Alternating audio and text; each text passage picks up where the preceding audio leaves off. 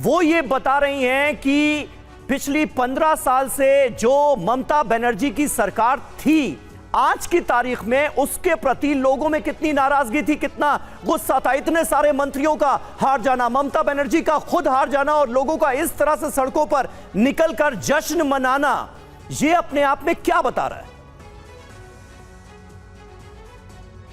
देखिए, मैं आपको दो चीज़ बताना चाहता हूँ। पहले मैं शुरू करूँ, मैं ये कहना चाहता हूँ, कल बीजेपी ने पश्चिम बंगाल की सत्ता हासिल की है और आज ही बीजेपी में सीक्रेट मूवमेंट्स जो है वो शुरू हो चुकी है। क्यों ऐसा कह रहा हूं कि समीक भट्टाचार्य जो कि स्टेट प्रेसिडेंट है, मैं उसका घर के सामने खड़ा हूं फिलहाल, लेकिन उनका कोई अता पता नहीं है। उनका दो घर है, वो कहीं पे नहीं है, उनके आसपास के जानने वाले लोग भी नहीं जानते वो कहां पे गए हैं, तो ये मायने रखती है। दूसरी बात, आपका सवाल का जवाब देता हूं। 2011 में जब लेफ्ट का जो शासन था, उसको दहस नहस करके जब ममता बनर्जी क्षमता में आई थे, तब भी ऐसे बहुत सारे चेहरे हार गए थे लेफ्ट फ्रंट के, जो कि माने जाने मंत्री थे।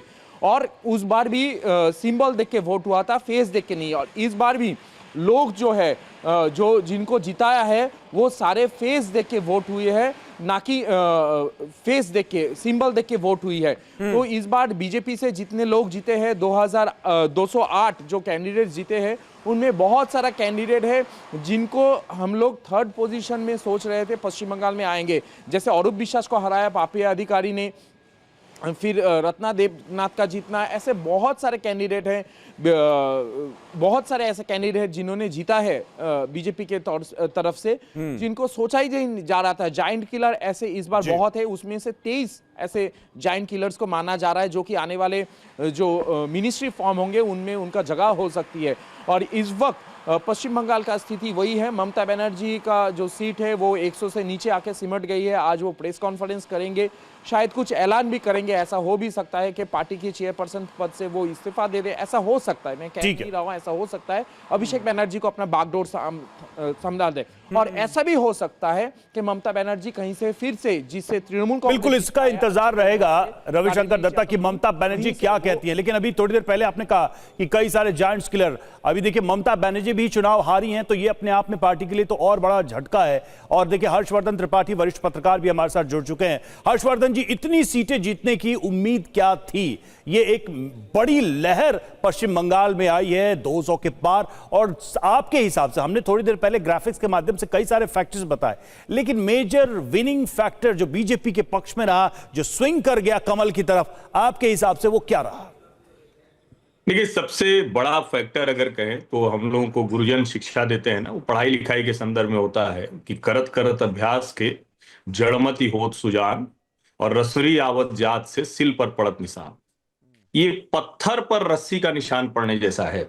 ये देश के दूसरे राज्यों जैसा सामान्य चुनाव नहीं है, जहां भारतीय जनता पार्टी के लिए कहा जाता था और मजाक भी उड़ाया जाता था कि भैया तुम्हारे जो आइडियोलॉजिकल जो संस्थापक हैं, आदि पुरुष हैं, डॉक्टर श्यामा प्रसाद मुखर्जी, उनकी जमीन पर तो कहीं हो ही नहीं, 0 सीटें हैं, फिर 3 हो गई। मतलब एकदम से बंगाल तो बिल्कुल अलग सोचता है। एक और बात जो कही जाती रही कि ये बंगाल का हिंदू है, ये उत्तर प्रदेश बिहार जैसा हिंदू नहीं, यानी हिंदू को भी अलग अलग तरीके से परिभाषित करने की कोशिश की गई। फिर क्या कहा गया, जय श्री राम यहां नहीं चलता है, ये जय श्री राम की भूमि थोड़ी ना, ये जय श्री राम का नारा क्यों लगाते? मजाक बनाते थे, टीएमसी के नेता कहते थे ये जय श्री राम क्या होता है, यहां आके लगाते हो, यहां कौन जानता है। ये जो हिटिंग थी, आप इन चीजों को अगर संदर्भ के साथ देखेंगे तो समझ में आएगा कि ये इतना बड़ा मैंडेट कैसे मिला है। ये सिर्फ मैनेजमेंट का मैंडेट नहीं है। हाँ, निश्चित तौर पर उसमें मैनेजमेंट है, अमित शाह और नरेंद्र मोदी का जो जीत लेने का जज्बा है, वो भूख है, वो सब शामिल है। लेकिन मूल रूप से क्या है कि आप मेहनत करते हैं, आप कोई लक्ष्य तय करते हैं, बरसों बरस उस पर लगे रहते हैं। 2014 का भी अमित शाह का बड़ा भाषण चल रहा है, लेकिन आप जरा सोचिए कि जब आप हारते हैं तो किस तरह से। और एक और उसमें चीज शामिल हुई, मैं लगातार वो वीडियोस देख रहा हूं तो मुझे लगता है कि ये क्यों नहीं दिखा, और जिनको नहीं दिखा, क्या वो बौद्धिक बेईमान थे क्या? क्योंकि चुनाव हारना जीतना अपनी जगह होता है, लेकिन बड़ा वर्ग कल सुबह तक कह रहा था कि नहीं नहीं, एकदम कोई टीएमसी को तो कोई हरा ही नहीं सकता। और हम लोग जब ये कह रहे थे कि जीते, तब भी डर रहे थे कि भाई बंगाल में तो जो कुछ भी हो सकता है। जनता ने रिएक्ट किया, ये बीजेपी चुनाव नहीं जीती, जनता ने रिएक्ट किया, जिसको लगातार भय के साए में, और इसीलिए भय से बिल्कुल भरोसे बिल्कुल की ये जो बात यात्रा सही है आपकी, बहुत बिल्कुल बड़ी है। बिल्कुल ये बात सही है। और इसीलिए मैंने शुरुआत में ही कहा, जिस तरह से लोग सड़कों पर निकल रहे हैं, और मैं पार्टी कार्यकर्ताओं की बात नहीं कर रहा हूं, जो आम लोग हैं वो इस जीत का जश्न मनाते हुए नजर आ रहे हैं। सरकार के इतने सारे मंत्री अपनी सीटें हार जाते हैं, खुद मुख्यमंत्री अपनी सीट हार जाती हैं, यानी मौजूदा सरकार के खिलाफ जबरदस्त एंटी इनकम्बेंसी थी। ये किसको नजर नहीं आया, किसको नजर आया, ये सब कहा जा सकता है कि सियासी बौद्धिकता का सवाल है। लेकिन पश्चिम बंगाल में मिली बंपर जीत पर प्रधानमंत्री नरेंद्र मोदी ने क्या कहा? गंगोत्री से गंगा सागर तक कमल खिलाए। मां गंगा के इर्द गिर्द बसे राज्यों में बीजेपी और एनडीए की सरकार है। प्रधानमंत्री नरेंद्र मोदी कल दिल्ली में बीजेपी के हेडक्वार्टर पर पहुंचे, जीत का जश्न मनाया गया और उसी दौरान पीएम मोदी की तरफ से ये बातें कही गई। पिछले साल 14 नवंबर को जब बिहार चुनाव के नतीजे आए थे, तब मैंने यही इसी जगह से बीजेपी मुख्यालय से आप सबको कहा था, गंगा जी बिहार से आगे बहते हुए गंगा सागर तक जाती है।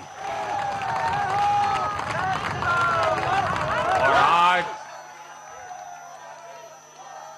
बंगाल की जीत के साथ गंगोत्री से लेकर गंगा सागर तक कमल ही कमल खिला हुआ है। उत्तराखंड, उत्तर प्रदेश, बिहार और अब पश्चिम बंगाल, आज मां गंगा के इर्द गिर्द बसे इन राज्यों में बीजेपी एनडीए सरकार है।